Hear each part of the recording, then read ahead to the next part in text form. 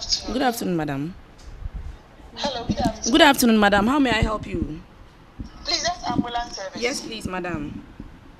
My name is Angie. I need an ambulance right now. Madam Angie, please, where are you calling from? I'm calling from Kaneshi. Madam Angela, please, Kaneshi, is it residential case or in a facility? Please, I am. Madam, please, is the ambulance coming? Madam, please, kindly exercise patience for me. An ambulance will come and assist you. But I would like to take few details and then make a dispatch for you, if you don't mind. Okay. Please, can I get your number? My name is 0241 Please go ahead. 01 01 0507. 0507. Madam Angie, please, what's wrong with you? Madam, my stomach. Madam Angie, please, are you pregnant? Yes, please. Please, have you visited the hospital recently? Yes, I went there last week. Okay, so please, where do you normally go for checkups? Kaneshi Polyclinic. Okay, kindly hold on for me. A number will call you. I'm going to make a dispatch for you, okay? Madam, I can see I'm bleeding. Kindly exercise patience for me. They will assist you right now. Ambu 10 from NAS control over. Ambu 10, proceed to Kaneshi for an emergency NAS control over.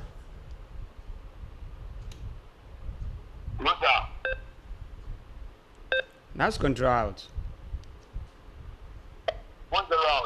They've been dispatched to quickly attend to some domestic emergency. I'm going to join them to find out how they go about their emergency. So here we are.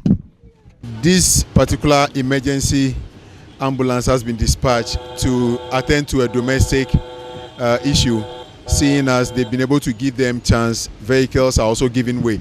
What are some of the challenges you face on the road? Normally, the challenges that we face on the road is the other road users. They normally ignore the siren whenever we are going for emergency. 5 arrive at scene. Over. Roger, NAS control over. 5 out. He's just indicating to the control room that we've arrived at our destination. They are here to pick the patient. How will you describe the driving or the training process as a driver? It's tedious, but so far as you've determined to do something, you have to go through it. Have you been attacked before in line of duty? You know Accra and its traffic. So it's like the traffic is too, I don't know, too much to the extent that I have to use the other lane, face the incoming cars for me to risk my life to get there. And they started hitting the car with sticks. So I have to just move to the police training school. The pregnant woman is in her room and they are bringing her out to join the ambulance. Madam, please, we'll lift you up, okay? NAS control from Ambu 5 over.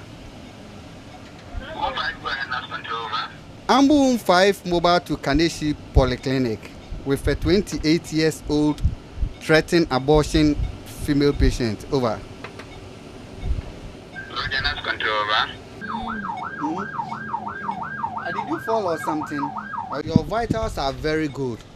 Your respiration is fine. Everything is okay. You will be well. Okay.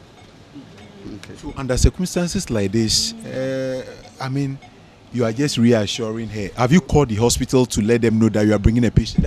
The control center will do all those arrangements before, but normally when it is a domestic thing like this, you don't need to call the hospital. Even if you get there and they don't have bed, since it's an emergency and it's a threatening thing, they will have to stabilize the patient and maybe refer from there. So what do you do here? I mean, I can see you putting her on, checking her vitals. Yes, this is the monitor we use to check her vitals to see if the vitals were wrong.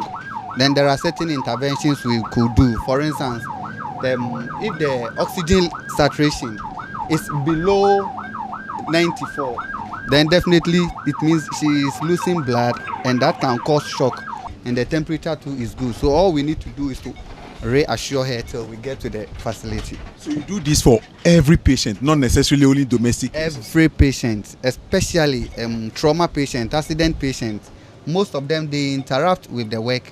Some even decide to insult, especially when they call and you don't get there early. They think maybe the call came through direct to you and you did not get there early, so they insult you and things. After handing over the patient to experts at the Kaneshi Polyclinic, I engaged Rashida Tuadole Alote, who is currently aspiring to be an emergency medical technologist, a field dominated by men. What motivated you to join this service? Well, I like being around like the health sectors. So since a National Ambulance Service also have health issues, like they also deal with patients, sick people, I have the zeal to help people who are in need, people who are not feeling well. So I read about it and I learned some things about it. Actually, first I thought it was only made for conveying dead bodies, but as I joined the service, I realized it was far more than what I was thinking before I joined the service. But you came and you met most of them being men. Are you not intimidated in any way? No, because our motto says, as one can do, all can do. So far as the men are being able to do it, when you get into it, you should also learn how to do it.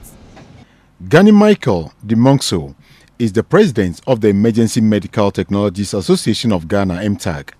According to him, there have been numerous attacks on National Ambulance Service staff in the country since 2014.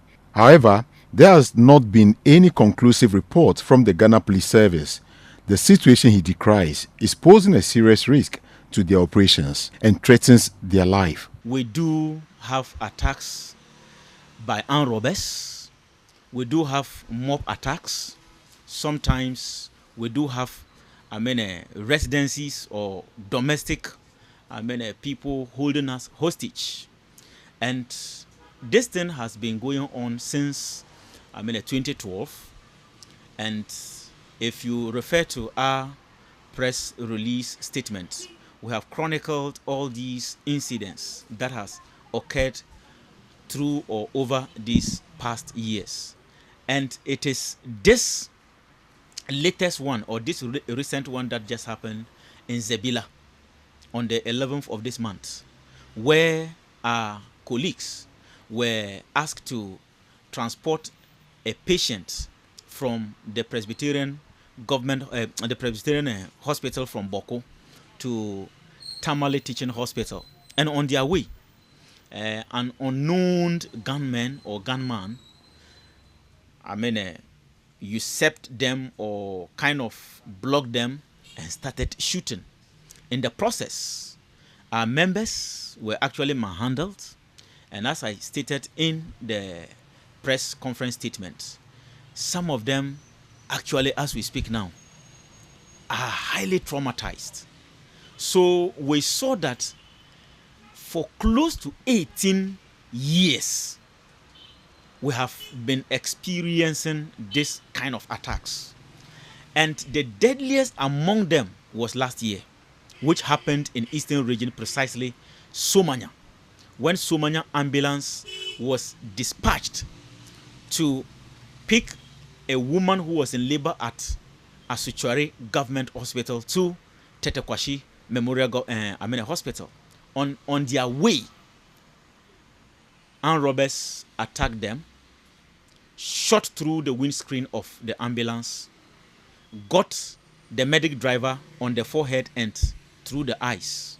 Upon seeing the ambulance with the siren and the beacon light, they thought it's a police people who were coming and started shooting left and right. So they targeted our EMT driver, of which they shoot through the windscreen and then the side mirror. Got him to Kolebu. They were trying to see if they could even fly him out of the country. But I think the 12 emergency surgeons who were on him said that there was nothing that could be done.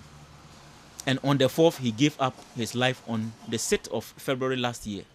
And the EMT fraternity was devastated. All that I could hear was a pull. Then the pole, no, I thought maybe the vehicle tire has blasted. So I was quiet. Then I heard a second shot, pole. Then I realized that the car had stopped immediately. I didn't hear from our driver. The driver didn't say anything. Then I realized that it was a gunshot. Then I said, Jesus, it's armed robber. So I took my phone from my pocket, and that place, there is no reception. You can't make a call. So they were shooting around the vehicle that maybe if somebody is inside, the person would die. But the bullet didn't penetrate through the vehicle. So they forced the car to open. And when they opened the vehicle, they called me. I should come out. I should bring my money, my phone. So I told them that they should take it. I don't even want it at all. I don't even need it. So they were searching me. They were touching me all over my body. Which part of the regions or in Ghana are these issues prevalent? Upper West tops, followed by Northern region. You see, and to the Upper East, and spread to somewhere the southern part. But predominantly, it is the Upper West. It is the Upper West. What must we do to keep this going forward? Yes, all what we need, we are appealing to, stakeholders, is to institute measures. For instance, we know we have the national security, we have the Ghana Police Service, we have the DISEC, we have the MUSEC, and we have the REDSEC. These are the bodies that takes decisions when it comes to security matters of this nation. And for that matter, they should incorporate or inculcate some of these our issues into their plans. My name is Fred Duo reporting for City News.